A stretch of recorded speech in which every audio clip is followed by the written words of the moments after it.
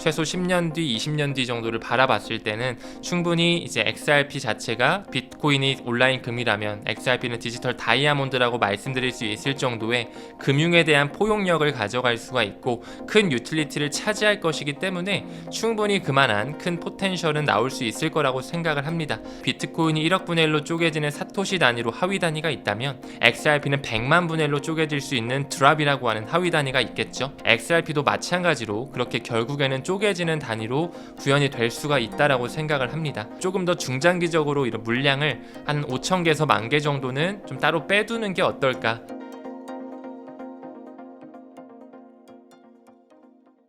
네, 리플이 이제 단순한 코인이 아니라 글로벌 송금 인프라로 발전하고 있는데요. 이제 비트코인이 디지털 금이라면 리플은 뭐라고 표현할 수 있을까요? 제가 집필했던 리플 네. 빅뱅에도 이런 표현을 좀 썼었는데 비트코인은 말씀 주신 것처럼 이제 디지털 금으로서 이제 하나의 가치 저장 수단이고 이더리움은 제가 디지털 오일로 이제 이렇게 좀 비유를 했었고 그리고 이제 XRP는 디지털 다이아몬드다 라고 말을 했었어요. 근데 그만큼 더욱더 큰 내재 가치를 뿜고 있다라는 거를 이제 반증하는데 실제로 테오크리움 CEO가 이런 얘기를 했거든요. 테오크리움이라고 하는 것은 이제 미국의 좀 중소형 자산 운용사고 현재 XRP에 대한 선물 ETF를 출시한 2배 레버리지 상품을 출시한 그런 회사인데 그 회사의 CEO가 XRP는 앞으로 가장 큰 유틸리티를 가져갈 것이다 이런 얘기를 또 했었거든요. 저 또한 그 말과 딱 일맥상통하는 비전을 가지고 있습니다. 앞으로 XRP를 통한 그런 가치의 인터넷 시대가 열리면서 국제 송금의 그런 기관용 블록체인의 어떤 활용되는 돈의 이동에서 XRP가 브릿지 통화로 활용되면서 소각되는 메커니즘 쓰일 수밖에 없다라고 생각을 하거든요. 그래서 더더욱 큰 이런 소각 구조, 유틸리티가 쓰일 것이다 생각하고 있습니다. 그래서 지금 현재 ISO 20022라고 하는 매우 중요한 메시징 표준을 현재는 파일럿 테스트 단계에 있고 이제 올해 11월 말 정도서부터는 완전히 15022에서 20022로 넘어가는 그 과도기적 시점에 우리가 놓여 있거든요. 즉 다시 말해 지금 현재 송금 메커니즘이 굉장히 좀 비효율적입니다. 느리고 수수료도 비싸고 오차율도 꽤 높은데 그런 부분에 이제 블록체인이 입혀지면서 더더욱 효율적인 그런 결제 메커니즘이 일어나는 거죠. 거기 안에 XRP라는 코인이 ISO 2002 그런 메시징 표준을 준수하는 것뿐만 아니라 등록 관리 그룹이라고 하는 Registration Management Group, 그 RMG 그룹으로 리플 네트워크가 편입되어 있기 때문에 앞으로 XRP에 대한 그런 효용 가치는 매우 클 것이다라고 바라보고 있어요. 그래서 리플 네트워크가 뭐냐라고 이제 또 질문 주실 수도 있을 것 같은데 리플 같은 경우는 이제 하나의 회사입니다. 암호화폐 결제 회사고 본사는 미국 샌프란시스코에 있고요. 근데 이제 거기서 만든 하나의 탈중앙화된 퍼블릭 블록체인이 리플 원장이에요. 네. 리플 원장인데 거기서 특수 목적으로 이 국경 간 결제 솔루션을 하기 위해서 만들어진 하나의 솔루션 자체가 리플 네트워크거든요. 이제 UNL이라고 하는 이제 허용된 노드만 들어와서 은행끼리의 어떤 거래를 할 수 있게끔 하나 특수 목적된 솔루션인데 이 역시 XRP가 브릿지 통화로 이제 소각이 됩니다. 그래서 이 리플 네트워크가 ISO 2002 그 국제 표준과 궤를 같이 하기 때문에 XRP는 저는 단순한 암호화폐가 아니라 새로운 금융 시스템을 만들 수 있는 굉장히 중요한 인프라이자 가치의 인터넷을 만들 수 있는 비전 있는 그런 디지털 자산이다. 이렇게 생각하고 있어요. 약간 리플 커뮤니티에 열성적인 투자자들이 많다고 들었어요. 약간 다른 프로젝트와 비교했을 때 리플만의 팬덤 특징이 뭘까요? 일단 미국도 그렇고 한국도 그렇고 일본도 그렇고 진성 투자자들이 정말 많으세요. 정말 많으시고 또 XRP를 알트코인의 사랑에 빠지면 안 된다라는 이런 얘기가 있거든요. 예를 들어 주식의 사랑에 빠지면 안 된다라는 말처럼 코인에도 사랑에 빠지면 안 된다 이런 말이 있는데 사실 리플 투자자분들이 이런 사랑에 빠지신 분들이 좀 많으세요. 나는 죽어도 XRP는 무조건 가져갈 거다 이런 식으로도 생각을 많이 하시고 또 약간 뭔가 금융 엘리트들과 유착 관계를 좀 뭔가 퍼즐을 맞추면서 음모론적인 얘기도 사실 굉장히 많거든요. 그래서 약간 누군가에게는 호불호가 좀 갈릴 수 있죠. 누군가에게는 굉장히 좀 한번 공부해 봐야 되겠는데 호기심을 불러일으키기도 하고, 또 누군가는 저거는 너무 음모론적이고 또 안 좋게 말하면 막 정말 종교적인 것 같다 막 이런 식으로까지 말씀하시는 분들도 계신데, 그래서 저 또한 유튜브 채널을 운영할 때 뭔가 XRP 하나만 투자하는 것보다도 비트코인의 역할과 뭐 이더리움과 같은 그런 스마트 컨트랙도 앞으로 필요할 수밖에 없다라는 그런 당위성을 좀 말씀을 드리고, 물론 결제 영역에서는 XRP와 스텔라룸엔 XLM이 굉장히 높은 그런 유틸리티를 가져가겠지만, 그 이외에도 뭐 인터미디어트 플랫폼, 뭐 레이어 제로라든지 체인링크와 같은 그런 연결고리, 오라클 문제를 해결하는 그런 플랫폼이라든지, 또 밈코인 섹터에도 또 필요한 그런 커뮤니티 토큰들이 있거든요. 그러니까 그런 식으로 조금씩 한 암호화폐만 막 죽어라 파는 것보다도 이 시장 전체에 좀 투자하는 그런 큰 그림을 좀 그려드리려고 노력을 하는 것 같아요. 아무쪼록 리플 커뮤니티에 대한 특성은 좀 되게 좀 이렇게 지역적인 부분이 없지 않아 좀 있다라는 거, 좀 집중을 해서 XRP 하나만 투자하시는 분들도 사실 되게 많으세요. 그래서 어떻게 보면 되게 진정성 있게 투자하시는 것 같으면서도 조금은 어떻게 보면 또 리스크가 있다라고도 볼 수가 있겠죠. 그런데 저는 XRP에 대한 비전을 또 매우 좋게 보기 때문에 네.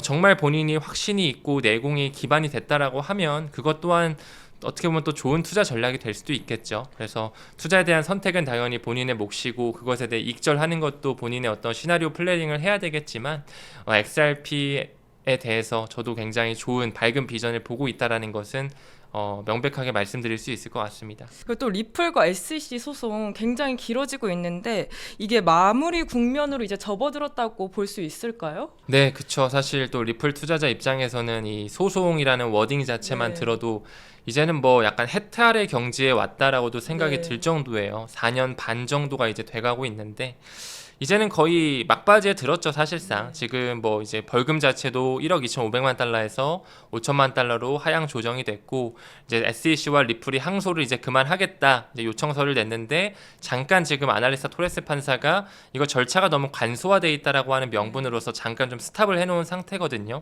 그래서 아직까지는 완전한 소송에 대한 마무리가 수면 위로 떠오르지 않은 것뿐이지 뒤에서는 이미 끝났다라고 봐도 사실 무방해요. 네. 왜냐면 리플에 대한 그 행보를 봤을 때 최근에 뭐 히든로드 인수한 것뿐만 아니라 두바이 금융서비스청에서 XRP 코인을 완전히 승인받는 라이선스를 획득했고, 또 리플사에서 찍어내고 있는 RLUSD 역시 출시하자마자 NYDFS라고 하는 뉴욕 금융서비스청의 승인을 받았고, 또 최근에 두바이에서도 인정을 했거든요. 현재 두바이와 싱가포르를 필두로 해서 리플 페이먼트가 점점 활성화되고 있어요. 네. 또 최근에 두바이 시장에서 부동산 토크나 역시 리플 원장 기반으로 한 결제, 그런 메커니즘이 일어나고 있기 때문에 뭐 리플과 SEC 소송 때문에 이런 펀더멘탈이 죽는 게 아니라 오히려 더더욱 그런 인프라는 확장되고 있다는 걸 미루어 본다면, 사실상 물밑에서는 이제 리플 XRP가 진권이 아니다라는 건 판명이 됐고, 완전히 소송에 대한 합의, 그 마지막 판사의 그 결정만을 남겨둔 상황인데,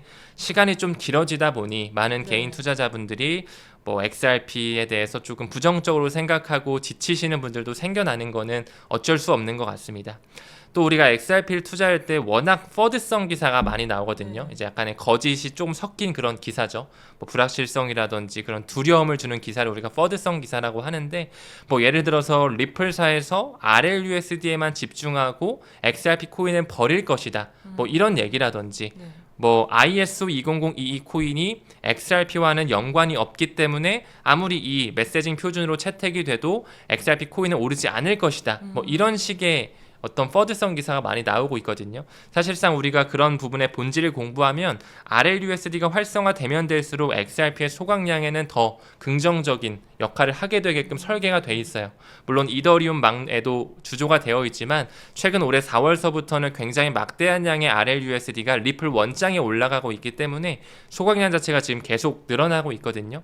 또한 XRP 코인과 ISO 2002 그 중간에 리플 네트워크라고 하는 한 매개체로서 연결성을 가지고 있기 때문에 이런 부분에서 우리가 소송이라든지 이런 퍼드성 기사에 개인 투자자분들이 좀 현혹돼서 손절하고 떠나가는 것보다는 조금 더 내가 확신을 하기 위해 어떤 논문과 어떤 공식 홈페이지와 또 어떤 기관들과의 유착관계가 있는지를 공부하는 게 더 급선무이지 않을까 좀 이런 생각을 전달드리고 싶습니다. 앞으로 그러면 글로벌 암호화폐 규제가 그 통일이 된다면 리플한테는 이제 불리하게 될까요? 아니면 더 유리하게 될까요? 저는 더 유리하게 될 거라고 생각하고 있어요. 왜냐하면 리플사가 지난 약 13년 동안 많은 인프라망을 깔아오면서 법적 규제에 대해서는 물론 SEC의 소송으로 눌려 있지만 미국 이외 지역, 뭐 브라질이라든지 뭐 캐나다라든지 호주, 유럽, 싱가폴, 두바이와 같은 그 아랍 지역 굉장히 많은 그 법적 규제의 명확성을 이미 받고 있거든요.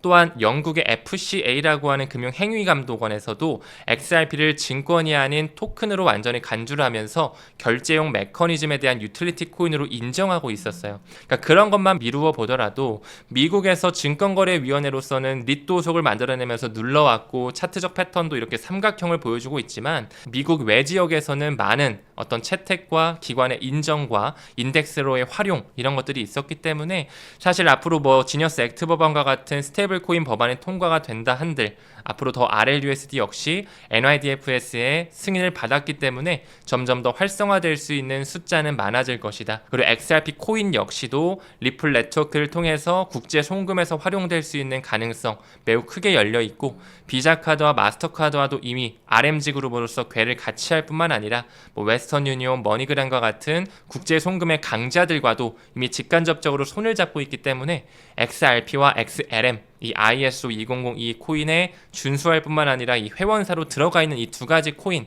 좀 반드시 비전을 바라보면서 중장기적으로 사이클적 투자를 이어가는 게 좀 유리한 포지션이지 않을까 개인적인 생각을 전달드리고 싶어요. 네, 또 정부기관이나 이제 정통기관 같은 경우 이제 리플에 또 투자를 한다는 이야기가 막 들고 있는데 이게 구체적으로 어떤 내용이 있을까요? 요즘에 이제 굉장히 많은 기관과 보수적인 집단에서도 암호화폐에 대해서 이제 눈독을 좀 들이고 있거든요. 뭐 미국의 401k라고 하는 연금 펀드에서도 뭐 스트래티지뿐만 아니라 이제 슬슬 암호화폐를 직접적으로 투자하게끔 뭔가 좀 편입을 하려고 하는 그런 움직임들이 보여지고 있고 우리나라만 하더라도 국민연금이 작년 재작년서부터 코인베이스의 주식이나 스트래티지의 주식을 사면서 비트코인에 직간접적으로 투자하고 있었거든요. 그리고 말씀 주신 것처럼 많은 알트코인들 역시나 마찬가지로 많은 기관들, 나스닥 상장사에서 꾸준히 뭔가 전략적으로 재무 편입을 하고 있어요. 특히 이더리움 같은 경우도 샤프링크라고 하는 한 게이밍 회사에서 전략적으로 이더리움을 채택하는 움직임, 또한 조셉 루빈이라는 사람, 그 사람은 또 컨센시스를 이끌기도 하고 이더리움의 초기 개발자기도 하거든요. 그분이 또 자문위원회, 샤프링크의 자문위원회로 합류하면서 같이 전략적으로 이더리움을 모아가는 움직임을 보여주고 있어요. 또한 최근에 유럽의 굉장히 큰 자산 운용사에서도 이더리움을 전략적으로 매수하기도 했고 아예 세계 최대 자산 운용사 블랙록에서도 아예 대놓고 이더리움을 크게 매수하고 있거든요. 그러니까 그런 것만 미루어 보더라도 정말 이제 알트코인들도 조금씩 기관의 채택을 받고 있다. 뭐 솔라나 같은 경우도 디파이 테크놀로지나 솔 스트래티지와 같은 이런 회사들이 나오고 있고 XRP 같은 경우도 뭐 비보파워라든지 뭐 하이퍼스케일 데이터 회사라든지 위버스라든지 커머디티 캐피탈까지 이런 많은 회사들에서 XRP를 전략적으로 지금 모아가고 채택하고 있습니다.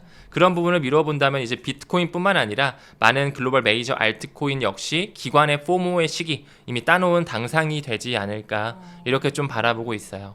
또 리플 ETF 가능성도 요즘 다시 언급되고 있는데 ETF가 승인된다면 어떤 파급력이 있을까요? 일단은 기관의 자금이 좀 물밀듯이 들어올 수 있는 전통금융과 아무래도 연결이 돼 있다 보니까 그 자산 운용사를 통해서 이제 기관들이 매집할 수 있는 통로가 뚫리는 거다 보니까 더 큰 자금 유입이 가장 크게 기대가 될 수가 있습니다. 하지만 그럼에도 불구하고 OTC 데스크라든지 다크풀 거래를 통해서 그 정말 세력들, 고래들은 또 그 뒤에서 매집을 하기 때문에 가격적인 부분에 바로 영향을 주기보다는 시장이 좀 안정화가 되고 난 이후에 사이클적인 관점에서 그들이 대중들을 뭔가 현혹시키고 끌어들이는 마케팅 수단으로 가격을 올렸을 때 좀 크게 그런 영향력이 발생이 될 거라고 보고 있고 일단은 저는 빠르면 올해 안에도 XRP에 대한 현물 ETF는 승인될 거라고 봐요.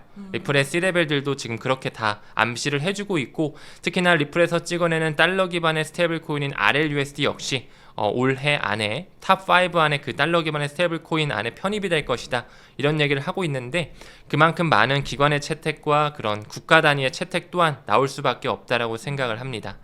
그리고 최근에 또 그 나스닥 크립토 지수 이제 NCI US라고 해서 이제 ETF에 대한 그런 가능성이 조금 더 기대감으로 연출이 되는 그런 기사가 또 나와지고 있거든요. XRP뿐만 아니라 솔라나라든지 스텔라루멘, 에이다와 같은 이런 글로벌 메이저 코인들이 점점 나스닥의 크립토 인덱스에 편입이 되면서 기관의 자금이 들어올 수 있는 준비와 블랙록과 피델리티와 같은 대형 자산 운용사들이 현물 ETF를 신청하는 움직임 또한 충분히 나와질 수 있다라는 그런 포텐셜 점점 올라오는 그런 시기인 것 같습니다. 또 이제 리플이 시총을 비트코인을 추월할 수 있다는 이야기 이제 돌고 있는데 가능한 시나리오라고 보시나요? 저는 시간을 좀 많이 들여야지만 가능할 거라고 봐요. 그러니까 불가능하다라고는 생각은 안 하는데 네. 뭐 단순히 이번 사이클 다음 사이클이 아니라 최소 10년 뒤, 20년 뒤 정도를 바라봤을 때는 충분히 이제 XRP 자체가 초반에 언급드린 것처럼 비트코인이 온라인 금이라면 XRP는 디지털 다이아몬드라고 말씀드릴 수 있을 정도의 금융에 대한 포용력을 가져갈 수가 있고 큰 유틸리티를 차지할 것이기 때문에 충분히 그만한 큰 포텐셜은 나올 수 있을 거라고 생각을 합니다. 그렇기 때문에 비트코인이 1억 분의 1로 쪼개지는 사토시 단위로 하위 단위가 있다면 XRP는 100만 분의 1로 쪼개질 수 있는 드랍이라고 하는 하위 단위가 있겠죠. 그래서 저도 그런 부분을 생각했을 때는 괜히 그런 하위 단위를 만들지 않을 것이라고 생각을 해요. 지금 보더라도 비트코인이 1억 중반, 뭐 2억, 3억 원 가고 나중에 10억 가면은 개인들이 이제 범접하기가 너무 어렵잖아요. 네. 그렇게 되면 오히려 사토시 단위로 쪼개지면서 1사토시, 2사토시 이런 식으로 이제 또 구매가 가능하게 지게 될 것 같은데 XRP도 마찬가지로 그렇게 결국에는 쪼개지는 단위로 구현이 될 수가 있다라고 생각을 합니다. 그 때문에 조금 더 중장기적으로 이런 물량을 한 5천 개에서 1만 개 정도는 좀 따로 빼두는 게 어떨까라는 그런 생각을 좀 가지고 있어요. 그 한국 투자자들이 이제 리플 투자 접근법이 약간 해외 투자자들과 어떻게 다를까요? 해외 투자자들과 약간 다른가요? 아니면 동일하게 가나요? 투자법이? 이 부분은 뭐 국가 단위에서 뭔가 이렇게 차이가 난다라기보다는 네. 뭔가 개인의 성향에 따라 조금씩 네. 달라질 것 같아요. 우리가 뭐 개인이 누군가 뭔가 투자를 할 때도 사실 뭐 단기적인 어떤 트레이딩을 하시는 분도 계시고 네. 좀 중장기적으로 쭉 묵혀두시는 그런 스타일이 또 계시잖아요. 그렇다 보니까 뭐 어떤 나라가 단타를 많이 치고 어떤 나라가 장기 투자를 많이 한다 이런 것보다는 좀 개인의 성향에 맞는 투자를 찾으시는 게 먼저라고 좀 생각이 듭니다. 특히나 XRP 같은 경우는 워낙 가격 변동성이 좀 많이 눌려져 있고 굉장히 퍼드성 기사가 많이 나오는 코인이다 보니까 공부가 수반되지 않으면 돈 벌기에 매우 어려운 난이도가 굉장히 높은 디지털 자산이거든요.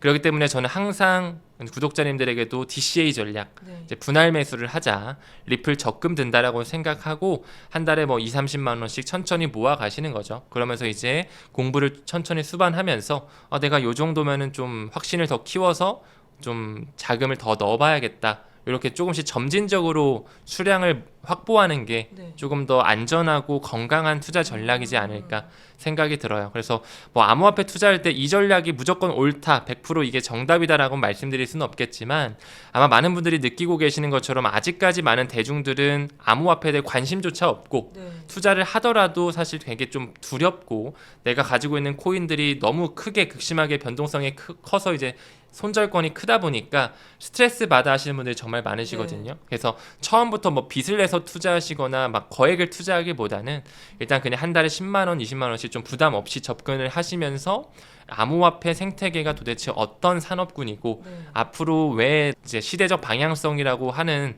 그런 워딩으로 나올 수밖에 없는지 왜 네. 트럼프가 크립토 차르 부서를 만들었는지 뭐 이런 부분을 천천히 좀 공부해 가시면 어떨까 이렇게 좀 생각이 들어요. 그럼 코인을 볼 때 그 코인의 가치를 봐야 된다고 하셨잖아요. 네. 그럼 리플 넷 기술의 최근 성장 포인트가 있다면 뭐가 있을까요? XRP 같은 경우는 현재 사실 자금력 자체가 워낙 풍부하기 때문에 지금 IPO를 그렇게 서둘러 하지 않거든요. 네. 그러니까 기업 공개를 하기보다는 일단은 좀 유동성을 풍부하게 해서 좀 뭔가 저평가되어 있는 기업들을 사들이는 전략, 네. M&A 쪽에 조금 더 포커스를 맞추고 있어요. 그렇다 보니까 최근에 12.5억 달러의 뭐 히든로드를 인수했고 또 최근에는 물론 서클이 IPO를 했지만 서클사를 인수할 수도 있다는 그런 설 또한 돌았잖아요. 네. 그러니까 그 정도의 큰 자금력을 가지고 있기 때문에 앞으로 XRP 레저를 활용한 부동산 토큰화라든지 프라임 브로커리지 회사가 했던 그런 장외 거래에 대한 그런 거래들 역시 리플 원장으로 끌고 들어올 수 있는 또한 미 국채라든지 채권 같은 것도 지금 계속 토큰화가 되면서 리플 원장에 채택되고 있거든요. 또한 법정화폐를 기반으로 한 스테이블 코인 유럽을 기반으로 한 유로화 스테이블 코인이나 뭐 브라질 헤와라 기반, 호주 달러 기반, 싱가포르 달러 기반, 일본의 엔화 기반 스테이블 코인, 이런 스테이블 코인들이 이더리움망뿐만 아니라 XRP 레저망 위에도 올라오고 있어요. 그 말은즉슨 앞으로 결제 메커니즘을 활용함에 있어서 선택받는 블록체인 망으로서 활용이 될 것이다. 그 말은즉슨 XRP가 그만큼 더 많은 유틸리티가 생겨날 것이다라고 말씀을 드릴 수 있기 때문에 이러한 리플사의 전략 또한 우리가 좀 고무적으로 바라보면서 장기 투자를 이어가야 되지 않을까 생각하고 있습니다.